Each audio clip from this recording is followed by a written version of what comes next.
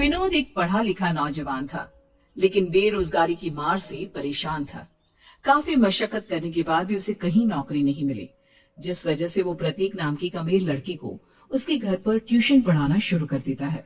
एक दिन, सर, आज मेरा जन्मदिन है और मैंने आज शाम हमारे फार्म हाउस पर एक बहुत बढ़िया पार्टी रखी है। सर, आप प्लीज आइएगा। मैं आपको अपने फार्म हाउस की लोकेशन सेंड कर देता हूँ, ठीक है?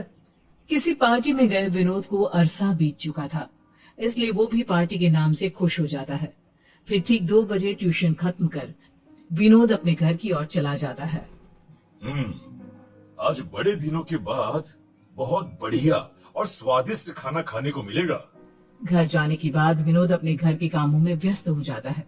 देखते ही देखते शाम हो जाती है। अरे 6 बज गए। मुझे तो प्रतीक की बर्थडे पार्टी में जाना है। अभी निकलूंगा तो समय पर पहुंच जाऊंगा, वरना देर हो जाएगी। विनोद तैयार होकर घर से निकलता है और एक रिक्शे को रोककर उसे एड्रेस बताता है। हाँ ठीक है साहब, चल लेंगे। हाँ, पर पूरे 200 रुपए लूंगा। अरे बाप रे, 200 रुपए? अरे ये तो बहुत ज्यादा है। मैं तुम्हें सिर्फ 50 दे सकता हूँ। मजाक कर रहे हो क्या साहब? अरे इतनी दूर जाना है और सिर्फ 50 रुपए? चलिए ठीक है, 100 दे देना बस। विनोद चारों तरफ नजर घुमाकर देखता है। उसे दूर दूर तक कोई दूसरा रिक्शा दिखाई नहीं देता। अगर ये रिक्शा छूट गई तो क्या पता जल्दी कोई रिक्शा मिलेगी या नहीं। एक काम करता हूँ, इसी में चला जाता हूँ। विनोद रिक्शा में बैठ जाता है। ठंडी का मौसम था। जल्दबाजी में विनोद अपना जैकेट लाना भूल गया था। वो अपने हाथों को सिकुड़ कर बैठा था। तभी रिक्शा वाला एक बड़े से पेड़ के पास आकर रुक जाता है। अरे क्या हुआ? तुमने अचानक रिक्शा क्यों रोक दी? अरे साहब, मैं इससे आगे नहीं जाऊंगा। क्यों? क्या हुआ? तुमने तो कहा था तुम मुझे मेरे बताए हुए पते पर पहुंचा दोगे। अब क्या परेशानी हो गई? अब वो साहब, लोगों का कहना है कि सामने वाले जंगल में कुछ बुरी शक्तियां रहती हैं और वहां इंसानों को अपना शिकार बनाती है। 2 महीने पहले इसी पेड़ पर एक जवान लड़की की लाश लटकी हुई मिली थी। उसके शरीर के कई हिस्से गायब थे। मेरी तो ये सोचकर ही रूह कांप जाती है। और अब तो अंधेरा भी होने वाला है। मुझे माफ कर दीजिए साहब, मैं इससे आगे नहीं जा सकता। अरे भाई, ये तुम कैसी बातें कर रहे हो? तुम बीच सड़क पर मुझे छोड़कर चले जाओगे तो फिर मैं भला आगे कैसे जाऊंगा? देखो भाई, अगर तुम्हें ज्यादा पैसे चाहिए तो साफ साफ बोल दो, बेकार के बहाने मत बनाओ। अरे नहीं भाई साहब, नहीं, मैं कोई बहाना नहीं बना रहा, मैं सच बोल रहा हूँ। अरे इससे आगे जाने की मेरी हिम्मत नहीं है। चाहो तो 100 रुपए भी आप रख लो, मुझे नहीं चाहिए पैसे, पर मुझे बख्श दो। मैं इससे आगे नहीं जा सकता मैं। इस तरह विनोद को बीच रास्ते में छोड़कर रिक्शा वाला वहाँ से वापस लौट जाता है। इन रिक्शा वालों पर तो भरोसा करना ही बेकार है। खैर कोई बात नहीं, मैं पैदल ही आगे चला जाऊंगा। देखता हूँ, शायद कोई लिफ्ट देने वाला मिल जाए। विनोद जंगल के रास्ते आगे बढ़ने लगता है। देखते ही देखते चारों तरफ घनघोर अंधेरा छा जाता है। जंगल से तरह तरह की डरावनी आवाजें भी आ रही थी। उन आवाजों को सुन विनोद के दिमाग में रिक्शा वाले की कही गई बात घूमने लगती है। यहाँ पर तो चारों तरफ भयानक आवाज सुनाई दे रही है। कहीं उस रिक्शा वाले की बात सच तो नहीं? कमबख्त, यहाँ रास्ते में कोई दिखाई भी तो नहीं दे रहा जिससे मैं लिफ्ट लेकर आगे जा सकूं। इस तरह अपने आप से बात करता हुआ विनोद तेजी से अपने कदम बढ़ाने लगता है, लेकिन तभी अचानक उसका पैर एक बड़े पत्थर से टकरा जाता है, जिससे विनोद अपना संतुलन खोकर बगल में मौजूद ढलान की ओर जा गिरता है। वो झाड़ियों में लुढ़कता हुआ एक कटीले पेड़ के पास जा पहुंचता है। विनोद अपने आप को किसी तरह संभालते हुए उठ खड़ा होता है, लेकिन तभी उसकी नजर अपने सामने खड़े एक डरावने भेड़िए पर पड़ती है। उस भेड़िए की सुर्ख डरावनी लाल आंखें देखकर विनोद के हाथ पैर ठंडे पड़ जाते हैं। भगवान, ये सब क्या हो रहा है? अब मैं क्या करूं? भेड़िया धीरे धीरे अपने कदम विनोद की ओर बढ़ाने लगता है। ये देखकर विनोद की सांस अटक जाती है और वो अपनी जान बचाने के लिए तेजी से वहां से भागता है। जिसे भागता देख भेड़िया भी उसका पीछा करने लगता है। थोड़ी देर के बाद भागता हुआ विनोद अचानक एक गड्ढे में जा गिरता है। बचाओ बचाओ बचाओ।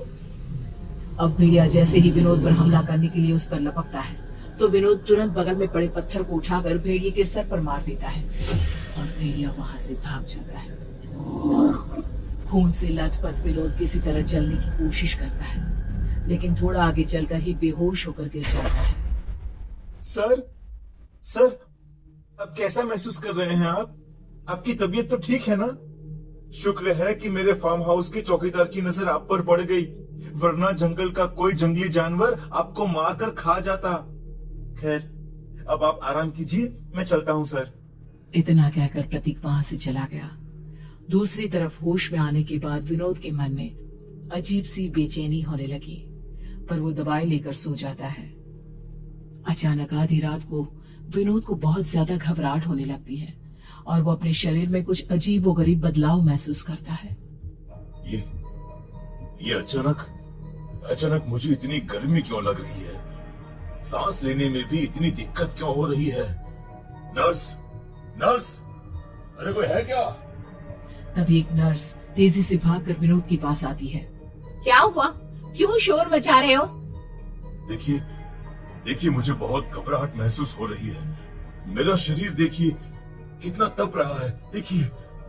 नर्स विनोद के शरीर को छू कर देखती है। चिंता की कोई बात नहीं, ये दवाई खा लो, उसके बाद तुम्हें अच्छी नींद आएगी। नर्स ग्लास में पानी और कुछ दवाइयां विनोद को दे देती है, लेकिन वो पानी पीते ही विनोद अजीब मुंह बना लेता है और गुस्से में नर्स की ओर देखने लगता है। विनोद की आंखों का रंग बदलने लगता है। अरे ये क्या?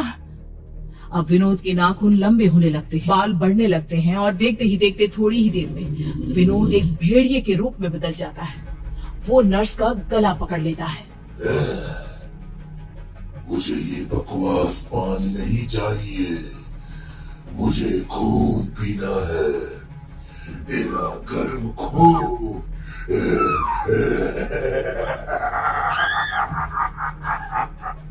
बचाओ, कोई बचाओ मुझे।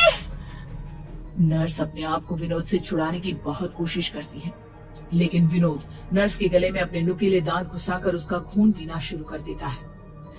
बचाओ, कोई बचाओ मुझे, कोई मदद करो मेरी।